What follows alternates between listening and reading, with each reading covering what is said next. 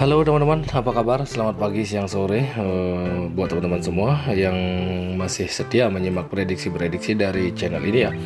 Oke, dan yang baru bergabung ataupun yang sudah gabung di channel ini, jangan lupa selalu mensupport channel ini dengan cara tekan tombol like, subscribe, dan komen. Jangan lupa juga tekan tombol loncengnya agar teman-teman tidak ketinggalan prediksi terbaru atau prediksi terupdate dari channel ini. Oke teman-teman, saya akan langsung saja untuk ke prediksi malam ini. Sementara untuk laga atau prediksi kemarin, seperti biasa silahkan dicek di Google Score dan Play Store kalian masing-masing. Jika ada yang GP, selamat. Jika yang masih belum, kita balas untuk malam ini ya. Oke teman-teman, seperti biasa 5 laga kembali yang akan saya bahas untuk laga malam nanti ataupun laga dini hari, yaitu dari kualifikasi Liga Konferensi Eropa. Oke, langsung saja untuk ke prediksi yang pertama, ada Arus akan berhadapan dengan klub Braga ya. Oke, di sini dari sedikit sisi peluang kemenangan masih memang terlihat lebih ke tim tamu yakni klub Braga. Sementara di pertemuan leg pertama dimenangkan oleh klub Braga dengan skor 3-0 ya.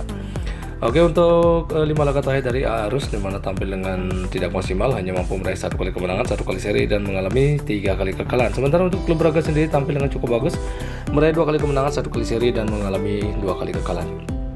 Oke, untuk Arus sendiri bermain di kandangnya sendiri terbilang cukup bagus, 2 kali menang, 1 kali seri dan hanya mengalami 2 kali kekalahan. Sementara untuk tim tamu klub Braga menjalani laga tandang hanya mampu meraih 2 kali kemenangan dan mengalami 3 kali kekalahan ya.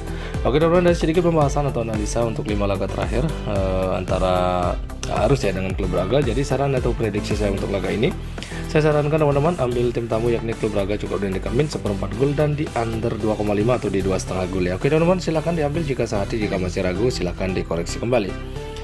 Oke, prediksi selanjutnya ada Drita akan berhadapan dengan Pilsen ya.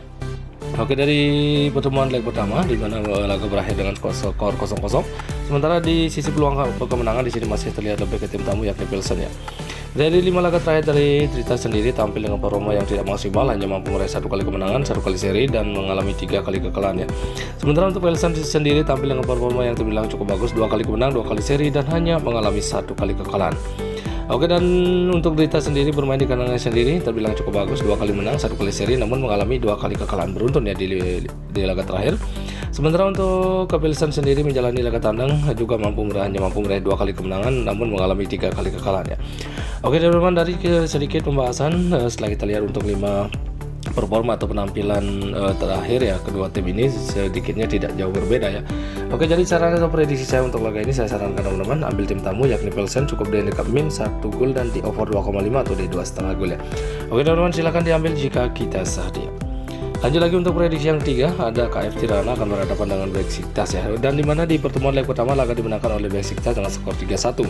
Sementara dari sisi peluang kemenangan di sini masih saya lihat lebih ke tim tamu yakni Besiktas. Sementara 5 laga terakhir dari Tirana sendiri tampil juga terbilang cukup bagus, 2 kali menang, 1 kali seri namun mengalami 2 kali kekalahan. Dari laga terakhirnya mengalami kekalahan dari Besiktas ya.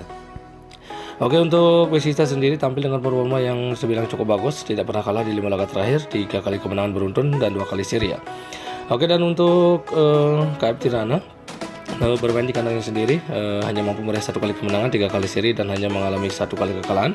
Sementara untuk Besiktas sendiri menjalani laga tandang juga belum pernah mengalami kekalahan, 4 kali menang dan hanya 1 kali seri ya. Oke, dan dari sedikit ringkasan atau pembahasan 5 laga terakhir antara kedua tim ini sepertinya tim tamu masih lebih diunggulkan ya. Oke, dan jadi saran atau prediksi saya untuk laga ini, saya sarankan teman-teman ambil tim tamu yakni Besiktas cukup dengan min 1 gol dan di over 2,5 atau di 2,5 gol ya. Oke teman-teman, silahkan diambil jika saat ini, jika masih ragu silahkan dikoreksi kembali. Oke, lanjut lagi untuk prediksi yang keempat, ada Luzern akan berhadapan dengan Djurgården ya. Dan di sini untuk pertemuan leg pertama di laga dimenangkan oleh Luzern dengan skor tipis yakni 2-1. Sisi peluang kemenangannya di sini masih tipis ke Luzern sebagai tuan rumah. Sementara 5 laga terakhir dari Luzern sendiri tampil dengan sangat bagus, tidak pernah kalah di 5 laga terakhir, 4 kali menang dan hanya 1 kali seri. Sementara Djurgården sendiri juga tampil cukup maksimal ya, 3 kali menang namun mengalami 2 kali kekalahan beruntun juga. Oke, sementara untuk Luzern sendiri bermain di kandangnya sendiri juga sangat bagus, meraih 4 kali kemenangan beruntun dan hanya mengalami 1 kali kekalahan. Sementara Djurgården menjalani laga tandang juga cukup bagus ya, 3 kali menangan beruntun, 1 kali seri dan hanya mengalami 1 kali kekalahan ya. Oke teman-teman, dari sedikit pembahasan atau analisa untuk kedua tim ini, jelas terlihat sama-sama tampil bagus ya di 5 laga terakhir untuk antara Luzern dengan Djurgården. Jadi saran atau prediksi saya untuk laga ini, saya sarankan teman-teman ambil tuan rumah yakni Luzern cukup dengan min 1/4 gol dan di over 2,5 atau di 2,5 gol ya. Oke teman-teman, silahkan diambil jika kita sedia. Lanjut lagi untuk pembahasannya atau prediksi yang terakhir, di mana ada Samrock ya akan berhadapan dengan Ferencvaros, dan di sini untuk pertemuan leg pertama laga dimenangkan oleh Ferencvaros dengan skor yang cukup besar ya. Sepertinya Samrock akan sulit mengejar untuk ke laga nanti malam ya. Saya dengan skor 4-0 kalah untuk pertemuan sebelumnya. Dan untuk sisi peluang kemenangan untuk laga nanti malam sepertinya masih lebih ke tim tamu yakni Ferencvaros ya. Oke, tadi penampilan Samrock di 5 laga terakhir memang sangat buruk ya, hanya tidak pernah menang, 1 kali seri dan mengalami 4 kali kekalahan beruntun. Sementara Ferencvaros sendiri tampil juga terbilang cukup bagus untuk 2 kali menang, 1 kali seri dan mengalami 2 kali kekalahan ya. Dan di mana kedua tim ini sudah bertemu 3 kali, dan di mana 2 laga dimenangkan oleh Ferencvaros dan 1 laga dimenangkan oleh Samrock. Oke, dan untuk Samrock sendiri bermain di kandangnya sendiri juga terbilang cukup bagus sih sebenarnya, meraih 3 kali kemenangan beruntun dan mengalami 2 kali kekalahan.